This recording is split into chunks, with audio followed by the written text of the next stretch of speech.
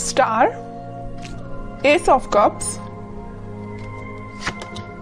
High priestess and bottom में देखिए क्या कार्ड आया है, 9 ऑफ कप्स।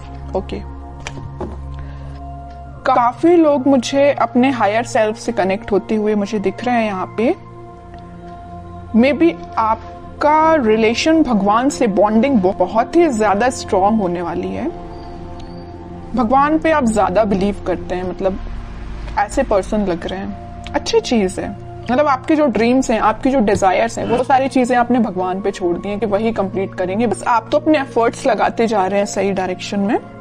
मुझे लग रहा है कि आपने बहुत ही बड़े बड़े सपने देख के रखे हैं अपनी लाइफ में। मुझे ये करना है, वो करना है, ऐसी जॉब चाहिए, ऐसा बिजनेस चाहिए, इस टाइप का प्रॉफिट चाहिए। मतलब आपके ड्रीम्स, डिजायर्स की काफी लंबी लिस्ट है।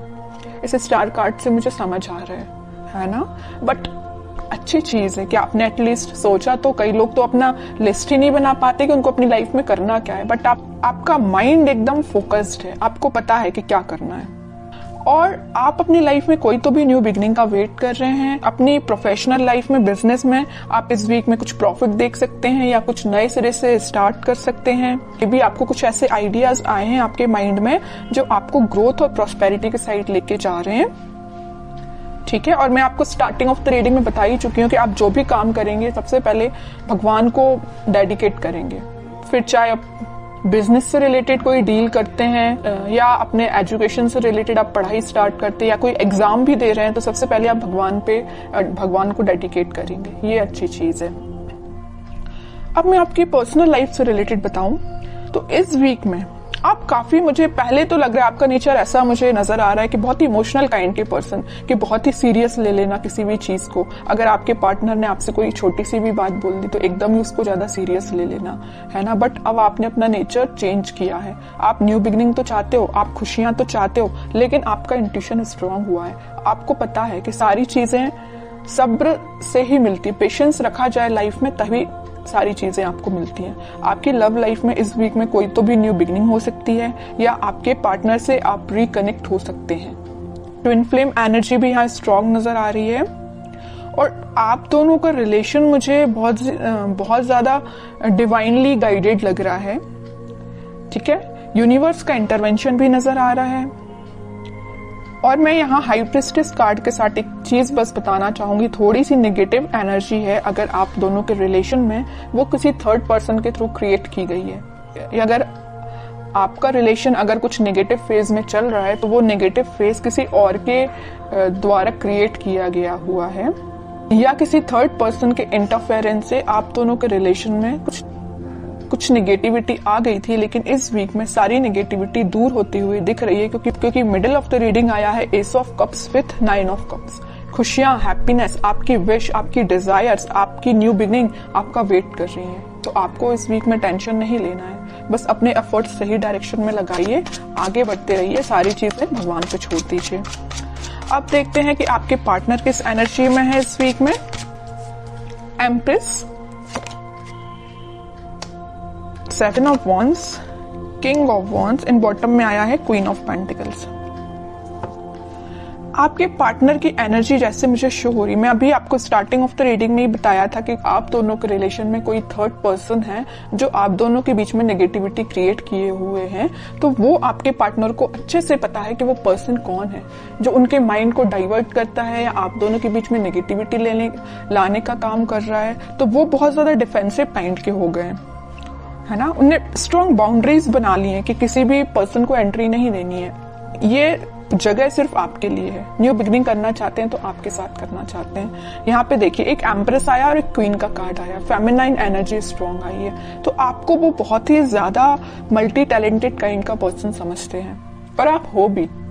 ठीक है, मैं पहले बता चुकी हूँ कि आपका फोकस सिर्फ या मनी पे या लव लाइफ पे, मतलब दोनों पे ही फोकस है। बैलेंस्ड वे में अपनी लाइफ में आगे बढ़ रहे हो। यहाँ पे आप खुद पे भी ध्यान दे रहे हो, मटेरियलिस्टिक चीजों पे भी ध्यान दे रहे हो, लव लाइफ पे भी ध्यान दे रहे हो, तो यहाँ पेंटिकल पे भी ध्यान दे रहे हो। ठीक है, तो वो आपको बहुत ही ज्यादा इंटेलिजेंट काइंड का पर्सन समझते हैं, और उनको मैं बता चुकी हूँ, बहुत अच्छे से पता है कि कोई आप दोनों के बीच में मिसअंडरस्टैंडिंग्स क्रिएट कर रहा है, तो इस वजह से वो थोड़ा सा डिफेंसिव हो गए हैं और स्ट्रॉन्ग बाउंड्रीज उन्होंने बना ली है। और एक चीज आप यहाँ पे नोटिस करेंगे, यहाँ आया है क्वीन ऑफ पेंटिकल्स और यहाँ आया है किंग ऑफ वॉन्ड्स। ठीक है, आपके पार्टनर अभी तक प्लेफुल एनर्जी में थे, इन एंड आउट सिचुएशन में रहते थे, कभी आपको ज्यादा सीरियस लिया नहीं, या उन्होंने जो भी बात आपसे की, तो आप दोनों के बीच में जो भी कन्वर्सेशन हुआ तो मे बी उन्होंने उसको कभी सीरियसली नहीं लिया। बट इस वीक में वो सीरियस हो सकते हैं, क्योंकि यहाँ देखिए क्वीन के हाथ में जो पेंटिकल है उसका फोकस सिर्फ पेंटिकल पे है, यहाँ वहां नहीं है।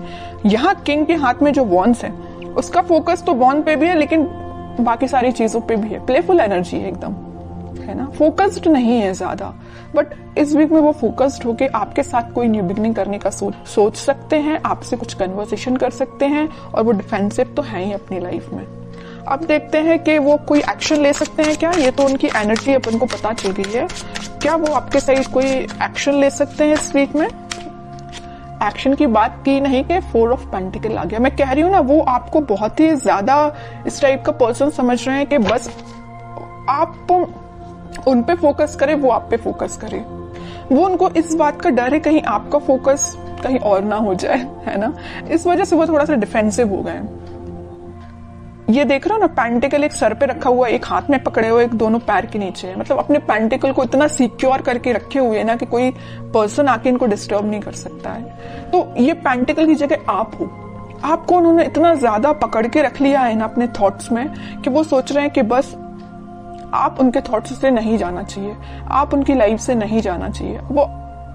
वो आपको ही रिटर्न चाहते हैं अपनी लाइफ में। ठीक है, देखते हैं क्या कोई एक्शन ले सकते हैं क्या वो इस वीक में। व्हील ऑफ फॉर्च्यून, थोड़ा सा पेशेंस रखना पड़ेगा आपको, मैनिफेस्ट करना पड़ेगी पॉजिटिव चीजें। थोड़ी सी मैं कह ही रही हूँ, पेशेंस रखना पड़ेगा। अगर सिचुएशन अभी स्टक चल रही है ना, तो वो डिवाइन टाइमिंग पे ही वर्क करेंगी। आप बस पॉजिटिव रहिए, मैनिफेस्ट करिए, प्रेयर्स कर सकते हैं। मैं बता चुकी हूँ स्टार्टिंग में कि कुछ लोग यहाँ पे बहुत ज्यादा भगवान से कनेक्टेड लग रहे हैं, तो लास्ट में यही कार्ड निकल के आया है कि आप अपना इंट्यूशन स्ट्रॉन्ग करिए, भगवान से कनेक्शन बनाइए। जितना आप उनसे कनेक्शन बनाएंगे, जितना आप मैनिफेस्ट करेंगे, उतनी डिवाइन टाइमिंग आपकी जल्दी आएगी। ये जो स्टक सिचुएशन है ना, वो भी वर्कआउट होगी।